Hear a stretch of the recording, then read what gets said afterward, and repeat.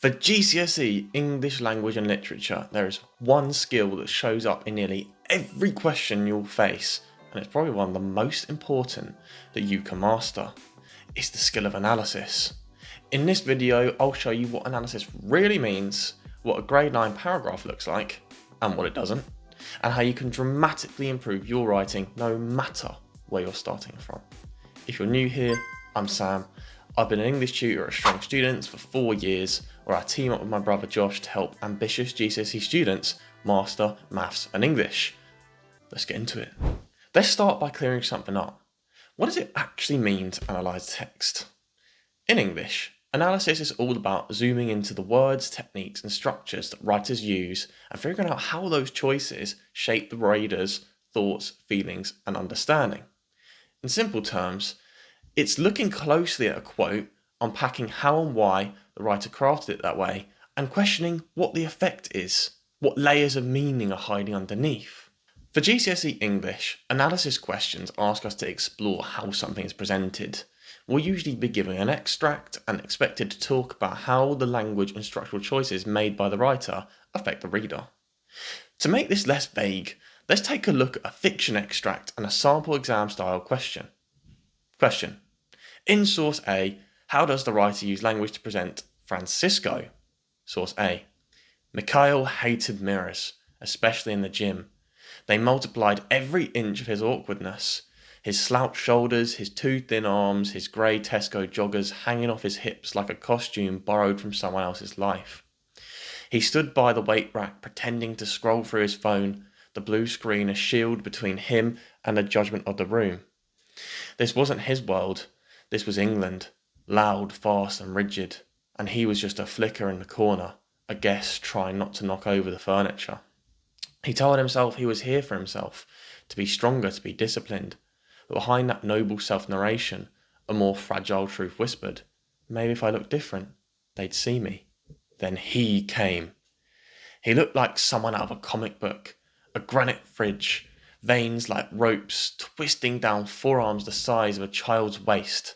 His t-shirt clung to his chest like it was afraid to let go, and much like the tattoo on his right Tyrannosaurus calf, Francisco.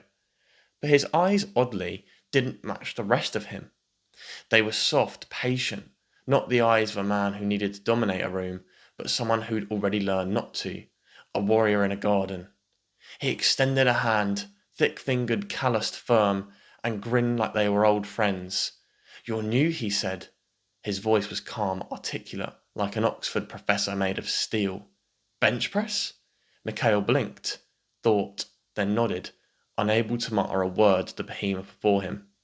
Man, what Chad, man. Francisco. Absolute Chad. To really understand what good analysis looks like, let's compare two student responses to this Francisco question, starting with student 1. The writer makes Francisco sound strong and big when they describe him as a granite fridge, veins like ropes twisting down forearms the size of a child's waist. This presents him as a powerful, muscular character from the very beginning. The comparison of his veins to ropes further suggests strength and endurance. This is supported by the word granite, which highlights his inhuman durability. Student 1 makes a clear point, don't they? They pick out a relevant quote, they even comment on some key words and their effects. Definitely not bad. It shows that they understand the basics and they would get a decent grade for it. But student 2 goes much deeper. In the extract, Francisco is presented as a Goliath, physically powerful and almost godlike in comparison to Mikhail. This is made clear when the writer frames him as a granite fridge, veins like ropes twisting down forearms the size of a child's waist, which immediately accentuates his size and strength, a role model for Mikhail, who feels marginalised and neglected, perhaps reflecting the writer's purpose to present him as a projection of Mikhail's innermost desires, power and recognition. This is compounded by the simile of his veins being like ropes, emphasising how he is almost a superhuman or mythic figure, creating a tone of reverence. Moreover, the adjective granite has connotations of durability. Coupled with the noun fridge, the writer humorously exaggerates his bulk, suggesting he takes up space in an almost cartoonish way, which is nonetheless inspiring for Mikhail. Wow, man, that's solid. Their paragraph opens with a strong direct point. The quote is embedded smoothly, they label the techniques, explore word classes, and discuss multiple effects like tone, symbolism, and writer's purpose. No surprise, Student 2's paragraph hits a much higher grade. So how can you write like Student 2? Simply put, the structure you need to master is PEA brackets EE. This stands for point, a clear statement answering the question, showing an argument or idea. Evidence, a quote that smoothly supports your point and is embedded naturally in the sentence. Analysis, which involves you critically engaging with your quote and explaining and exploring it. So there's two sub-steps here. Explain means you interpret the quote and dive into its main effect. And explore means you go deeper, breaking down devices and word classes for extra layers and meaning. The format you're looking at here is at the heart of almost every English paragraph you're going to write. Master it and your writing levels up too. Let's now walk through how to build a high-grade paragraph using the PEA-EE structure, using this same question from before. How does the writer use language to present Francisco? Step 1, point. Your point is the foundation. It needs to answer the question directly, include some interpretation, and set up your argument. So, let's say that we selected the quote, "His voice was calm, articulate, like an Oxford University professor made of steel." Our point might write like, in the extract, Francisco is presented as a highly paradoxical character, outwardly intimidating, yet unexpectedly intelligent and sophisticated, which makes him both admirable and disarming. Strong, clear, focused. Everything you need. Step 2, evidence. Now, you support your point with the quote you just selected to inspire it. But don't just drop it in. Embed it smoothly with a bit of context, deploying phrases like the writer describes how. For example, this is shown when the writer describes his voice as calm and articulate, like an Oxford University professor made of steel. Notice how natural that sounds. That's how you want your quotes to flow. Step 3, explain. Once your evidence is embedded, your analysis commences with an explanation. Here, you zoom into your quote and underline what it shows, and then zoom out, explaining what it means and any broader effects it has. And this builds what I call an interpretation chain, an interpretation which is linked to another effect. Within your interpretation chain, you're going to utilize two other tools called the effect criteria and which bridges. Think of the effect criteria as a list of different ways that you could interpret a quote. This includes things like interpretations, so what something suggests, shows, or highlights, reader effects, writer's purpose, atmosphere, tone, and mood, contrasts, complements, emotions, and even context, just for English literature though. Which bridges are the words and phrases we use to connect our interpretations with the effect criteria in a flowing sentence. Here are some of my favourite ones. So you've got which, hence the name mate. Words for showing, such as highlighting and emphasising, accentuating. You've got your words for therefore, like thus and hence and subsequently. You've got creating, leading to, making it seem like or making it seem as though, and even semicolons, which replace conjunctions. The effect criteria and which bridges are ultimately the make or break factors that determine the depth of your analysis.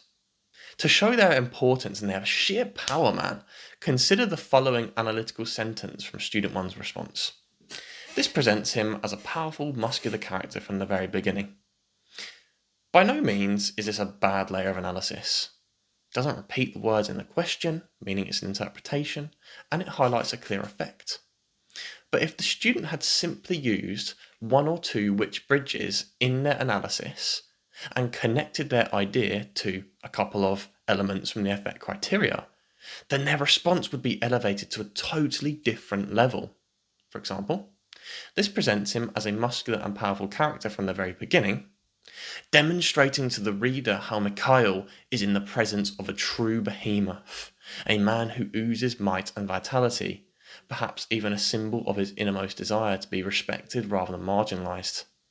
Applying these tools to our model paragraph, let's have a look at a developed explanation.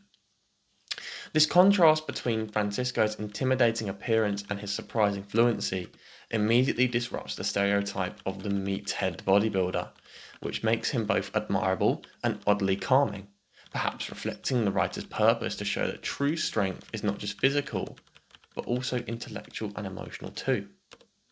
For the final phase of PEA, you need to explore your quote and milk it dry of value, discussing the effects of specific language devices and word classes.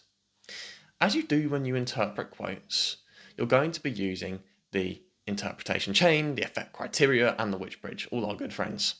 However, as you need to go deeper into your quote, there's one final tool I want you to think about using, and that's called the analysis filter. The analysis filter is the tool we use to add layers to our analytical writing. Think of it like sieving your quote and filtering out at least 2 language devices and word classes, unless of course your quote's really short, in which case you might pick one and then do that in another short quote as well. So for example, if we were to pass the quote from student 2's response through the analysis filter, and that quote was a granite fridge, veins like ropes twisting down the forearms the size of a child's waist, we would start with the metaphor granite fridge, or the simile veins like ropes, and then move on to individual word classes such as the verb twisting or the symbolism of the noun ropes. And to show that you're adding layers to your response and using the analysis filter, you're going to need to use what I call analytical keywords. You'll know what these are already, but these are words that basically show you're analysing, including shows, implies, accentuates, indicates, demonstrates, relays, conveys, highlights, portrays, illustrates, the list goes on. Make sure you've got at least 5 in your arsenal. Now let's go back to our quote. Calm, articulate, like an Oxford professor made of steel. Running this quote through the analysis filter, we've got a simile, the noun professor, and the noun steel, so there's plenty to talk about. Now we need to explore what they all suggest. The simile of Francisco, resembling an Oxford professor made of steel, blends 2 sharply contrasting ideas, intellectualism and physical strength, creating a duality in his identity. The noun professor suggests precision and depth and authority, whereas steel symbolises a material that is unyielding and industrial, alluding to power and endurance. This unexpected pairing not only humanises Francisco, but also makes him a symbol of the balance Mikhail longs for, power with peace, illustrating his role as an inspiring figure for a boy who is marginalised and out of place in a foreign society. Now that is what a grade 9 analysis paragraph looks like. And altogether, our paragraph comes out looking a little bit like this. I'd take a screenshot of this, to be honest. Mate, stick it up on your ceiling. Ingrain the structure in your mind. Make PEA your new religion. Now, before we finish this video, I want you to just remember that everything we did today was powered by 4 key tools. I call these tools the Analysis Toolbox. You've got the analysis filter. This is the first tool you use in your analysis, whereby you pass your quote through a filter and sieve it for devices and word classes. Then we had the effect criteria, which is a list of all the different ways you can discuss the effects of a quote, device, or word class. Again, that means things like interpretations, reader effects, writer's purpose, atmosphere, tone, mood, contrasts, all of those good things, even foreshadowing and context. We then looked at the witch bridge, or witch bridges, which is simply words and phrases that enable you to connect multiple interpretations to each other, like words for showing, of course, which. You've got making it seem like or making it seem as though, words for therefore, like thus and hence and subsequently, consequently, perhaps, and even semicolons, which simply replace conjunctions like and or because. And then you've got the interpretation chain, which is simply you linking all of these tools together and zooming in and zooming out. These aren't just fancy names at the end of the day. These are the main ingredients for a perfect PEA paragraph. It has literally taken me 4 years to come up with these concepts, which have helped dozens of students to elevate their writing.